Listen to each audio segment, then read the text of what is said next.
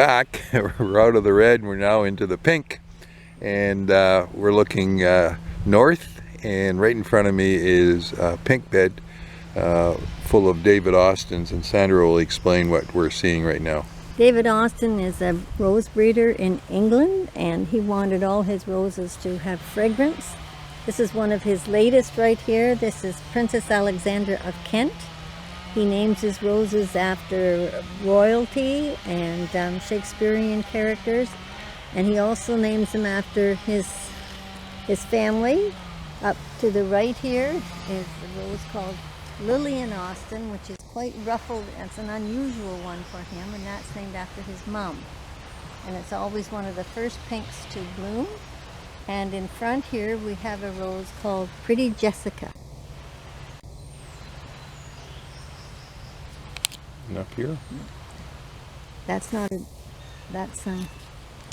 And we're continuing the pink tour.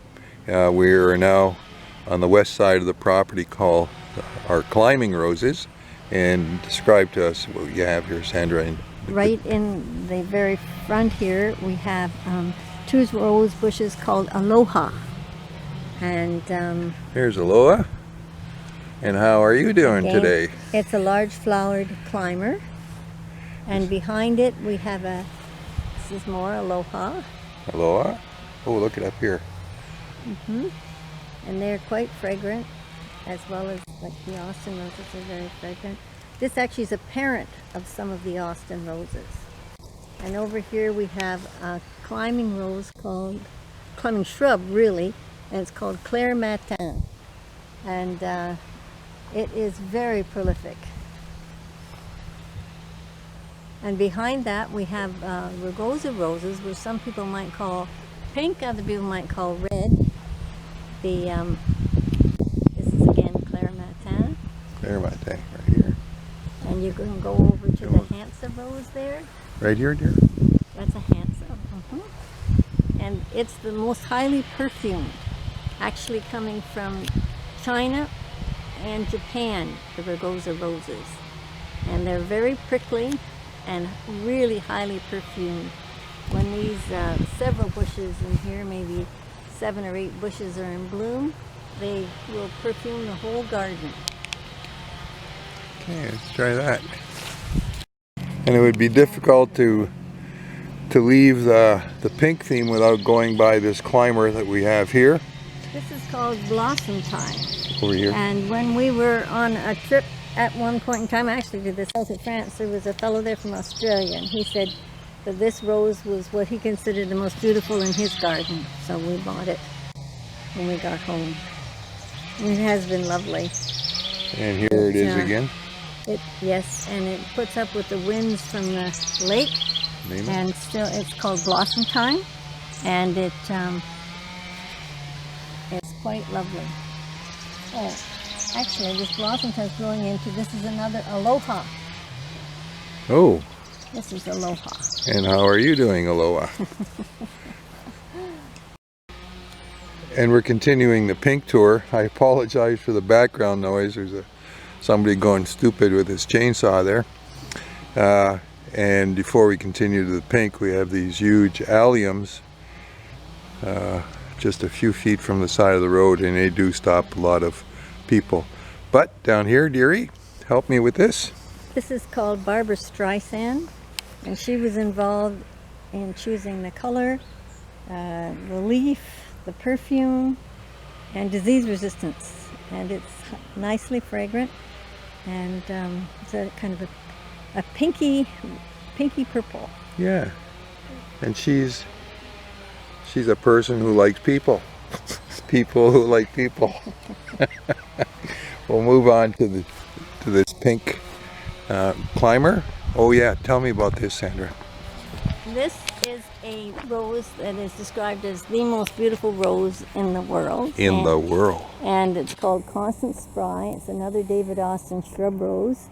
And there were only 2 planted here, but and it's just coming into bloom. But it makes the whole background for the garden. It's only a one-time bloomer, however, so you have to enjoy it when it blooms in June. And It's very full, very fragrant. Lovely. There you go. Thanks, David. And David over Austin. here Whoops. over here we have one of David Austin's roses called Radio Times. And it is so highly perfumed that it perfumes the whole 100 feet of the road here as people go by. And I think we're just here. This is Radio Times right here. Mm-hmm. There you go. Nice shot of it. And before we sign off, there's a bunny that just went by.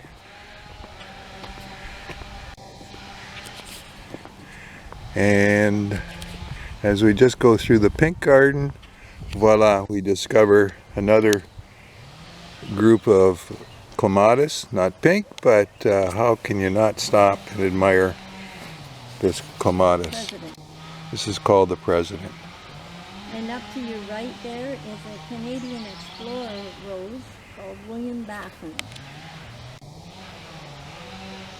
This is William Baffin. I know that these Canadian explorer roses were bred in Winnipeg for northern climates, zone 3 and 4, and so they grow really well here, and they're all named after explorers. We have John Cabot and Baffin.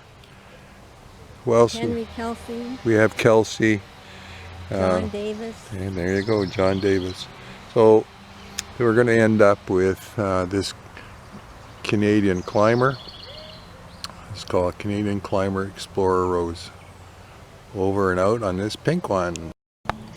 And I just couldn't leave the pink tour without pointing out, in my mind, one of the most beautiful pinks in the garden. This is called Savoy Hotel. Is that correct, Sandra? Mm-hmm. And it's named after the Savoy Hotel in England. In London. in London, England. And here we go. It's worth coming back just to show you these beautiful hybrid tea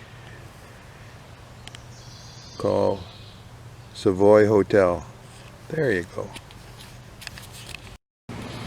We're just walking by in the garden and we're stopped, and we didn't really plan on doing this video, but we were stopped by these two pink roses, and I have my faithful author with me. And tell us about what we're seeing right now. This is Aloha, which is a large flowered, fragrant climber in pink. How many? Nice green foliage, shiny leaves. Shiny leaves are the best to buy on roses because they're more disease resistant than leaves that aren't shiny. And over here we have Eden rose. And Eden is what they call, Eden is a short. say it again. This is Eden rose. It's a short, large flowered climber. And it is pink with a white edge. Named after, I'm sure, the Garden of Eden. So does that make us Adam and Eve? I don't know. Well, around the corner we have Pope John Paul VI. Take a picture of him. He's a hybrid tea. And he's right there. We weren't Right planning here, on this. Right here. This is Oops. Pope John Paul VI. He's white. We're doing pink. Huh? Okay.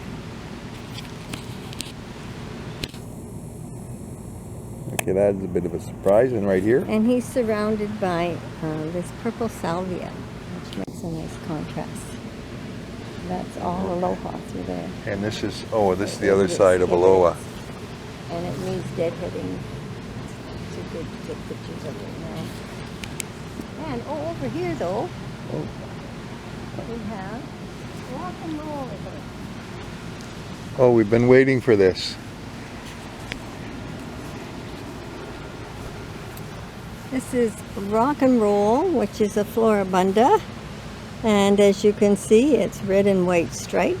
And I bought it because of my rock and roll husband. Ay, ay, ay. I think that's it for today, right? Yeah, that was a surprise tour. I didn't really think we were going to do that, but I was just walking by with my camera, and that Aloha took my... Sandra? This is gold medal. Yeah, okay. It's a hybrid tea. And at the back there, that's South Africa, which is a Floribunda. So these three is South Africa? Mm-hmm. And, boy, Gold medal. gold medal. They're very much the same color. Well, this would be the golden corner here. Well, it is. It's the sunset corner. Oh, the sunset. And the rose over there, Canadian sunset, is blooming. If you want to. Okay, this is the pink surprise. I didn't think we'd be doing this, but what do we have here? We're looking at Buxton Beauty, which is a hybrid tea.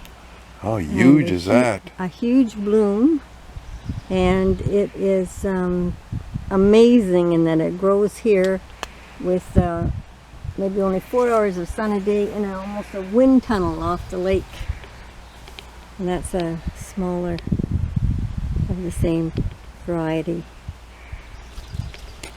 And to its left we have the McCartney rose, backed up by a pink Escapade. This is a Floribunda, kind of more single petal type rose. And while you're at it, why don't you just take a picture of this garden here.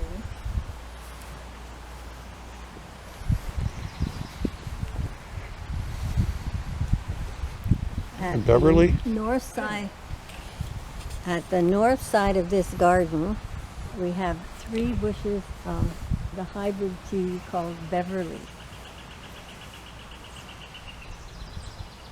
And backed up by Moonstone. In the middle is Sexy Rexy.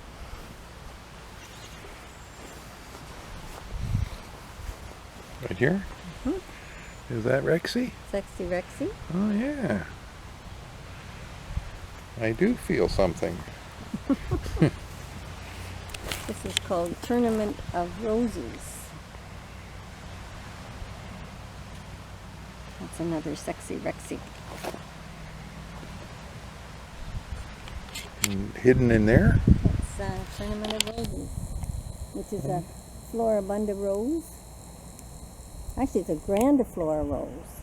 And the reason they call it grandiflora is because it has many blooms, like the Floribunda, but it's large, like a hybrid tea. So they call it a grandiflora. Well, that's the surprise pink. I didn't know we were going to be here today. Over and out.